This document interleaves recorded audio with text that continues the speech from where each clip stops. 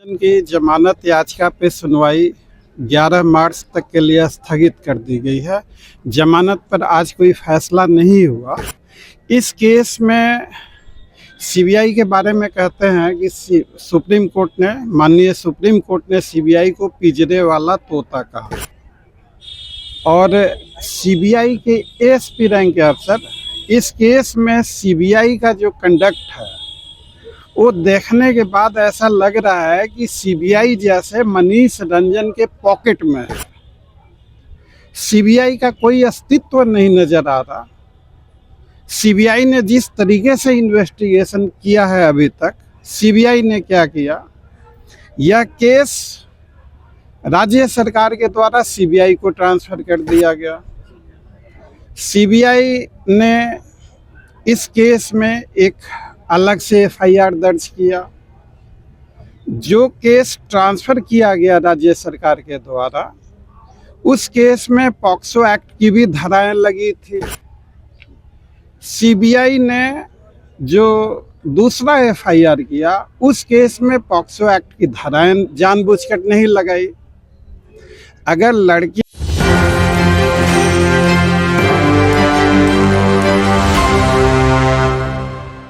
देखिए, पटना नीट छात्रा मामले में जो एडवोकेट है एसके पांडे, उनका बड़ा बयान आया है। बयान ये कि सीबीआई जो है वो केस को लीपापोती करने का प्रयास कर रही है। सीबीआई जो अभियुक्त है मनीष रंजन, जिनके ऊपर आरोप लगा है, उसको बचाने का प्रयास कर रही है। देखिए, पूरा मामला जो है आपको बताएंगे। आपको बता दें कि जो एसके पांडे जो वकील हैं पटना नीट छात्रा मामले में, उन्होंने सीबीआई पर गंभीर आरोप लगा दिए। पहले आप उनके वीडियो को सुनिए। की जमानत याचिका पे सुनवाई 11 मार्च तक के लिए स्थगित कर दी गई है। जमानत पर आज कोई फैसला नहीं हुआ।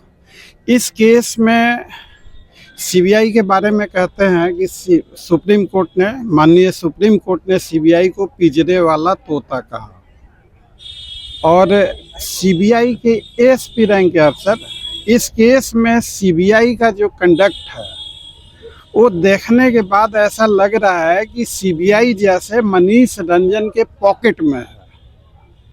सीबीआई का कोई अस्तित्व नहीं नजर आ रहा। सीबीआई ने जिस तरीके से इन्वेस्टिगेशन किया है अभी तक, सीबीआई ने क्या किया, यह केस राज्य सरकार के द्वारा सीबीआई को ट्रांसफर कर दिया गया। सीबीआई ने इस केस में एक अलग से एफआईआर दर्ज किया।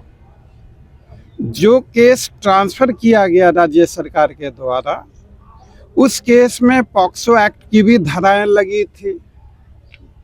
सीबीआई ने जो दूसरा एफआईआर किया, उस केस में पॉक्सो एक्ट की धाराएं जानबूझकर नहीं लगाई।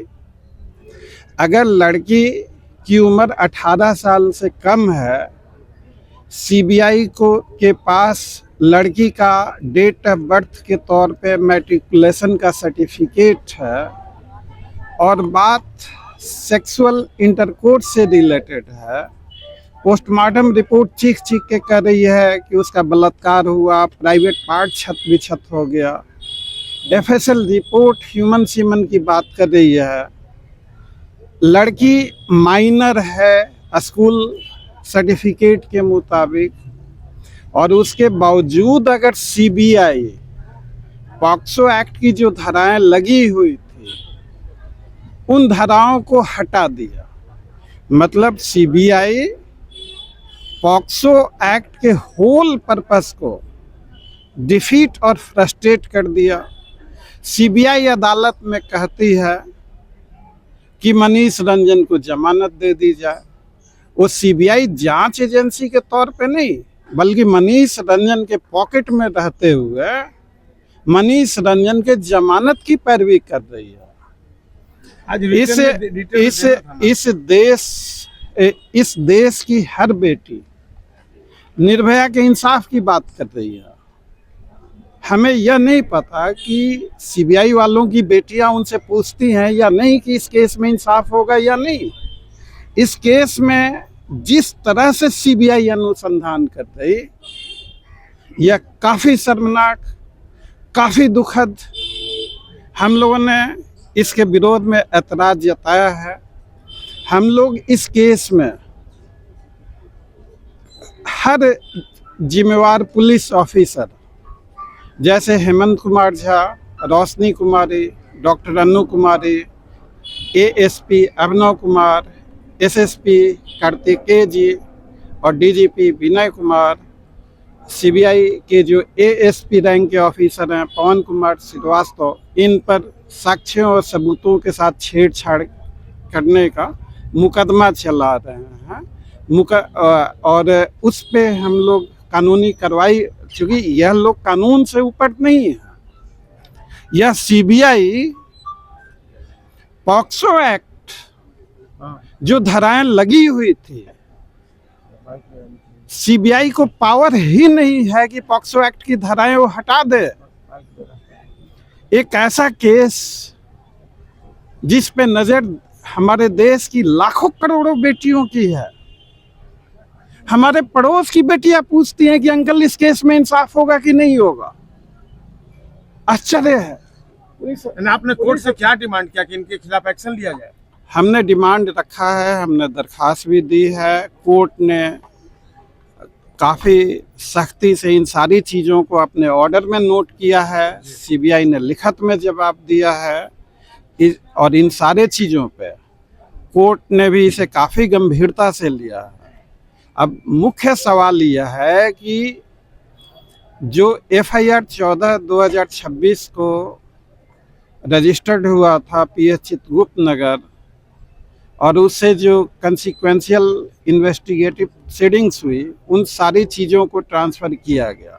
ऐसा जो SSP पटना का जो एफिडेविट उन्होंने फाइल किया था, सारी चीज़ों को दे दिया, हैंड ओवर कर दिया। अब सीबीआई की मनमर्जी कानून के विरुद्ध है।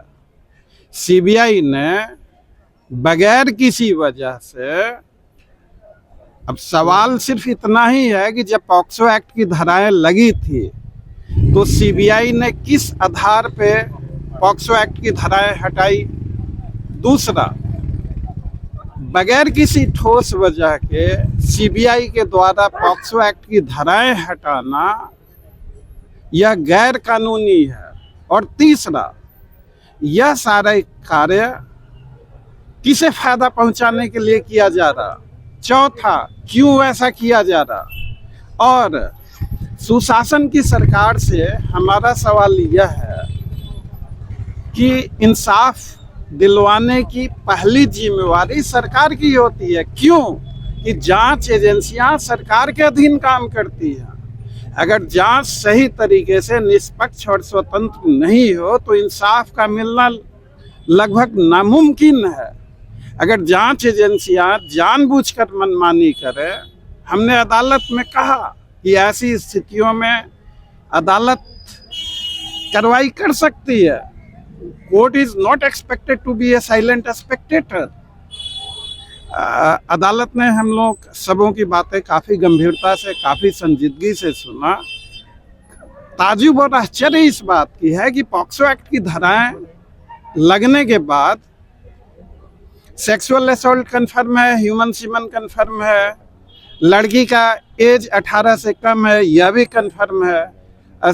पॉक्सो एक्ट की धाराएं लगी हुई थी तो सीबीआई को पावर ही नहीं है कि वो पॉक्सो एक्ट की धाराएं हटा दे। तो उन्होंने रिटर्न में कुछ दिया है कोर्ट को कि क्यों हटाया उन्होंने? रिटर्न में उन्होंने कोई ठोस वजह नहीं दिया है। और उन्होंने क्यों हटाया, सीबीआई ने पॉक्सो एक्ट की धाराएं क्यों हटाई, कोर्ट में तो कुछ नहीं बोल पाए। आप जाके उनसे पूछिए कि किस आधार पर पॉक्सो एक्ट की धाराएं सीबीआई ने हटाई। आज कोर्ट के अंदर बहस हुई काफी तगड़ी आप लोगों की और सीबीआई के वकील के बीच में, तो ऐसा क्या हो गया? देखिए, अब हो सकता है कि उनको लग रहा हो कि व्यक्तिगत, मैं तो इस केस में वकील का कभी कोई व्यक्तिगत इंटरेस्ट नहीं होता। वकील अदालत की मदद करता है, कोर्ट को असिस्ट करता है। सीबीआई के वकील ने बीच में इस तरह से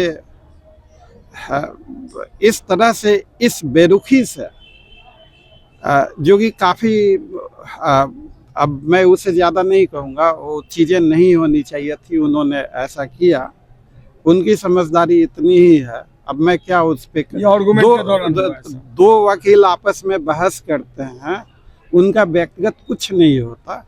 अगर अदालत में बहस करते हुए किसी वकील को मिर्ची लगती है तो यह उनकी अपनी व्यक्तिगत समझदारी है, मैं इस पर कुछ कमेंट नहीं करना चाहूँगा। देखिए, ये एसके पांडे है, पटना हाईकोर्ट के एडवोकेट हैं, जो नीट छात्रा का मामला चल रहा है उसमें सीबीआई पर बड़ा आरोप लगा दिया है। देखिए, लंबे 7-8 मिनट के दिए गए बयान में वो बार बार इस बात को कहते दिखे हैं कि सीबीआई लापरवाही कर रही है, अपनी मन से चीजें कर रही है, और बार बार ऐसा लग रहा है कि मनीष रंजन को बचाने का प्रयास कर रही है। कई तरह की चीजें भी वो कहते नजर आए हैं। हालांकि आप क्या समझते हैं, अपनी प्रतिक्रिया हमें कमेंट बॉक्स में जरूर दें। देखते रहे सभी दोस्तों के News 24। धन्यवाद।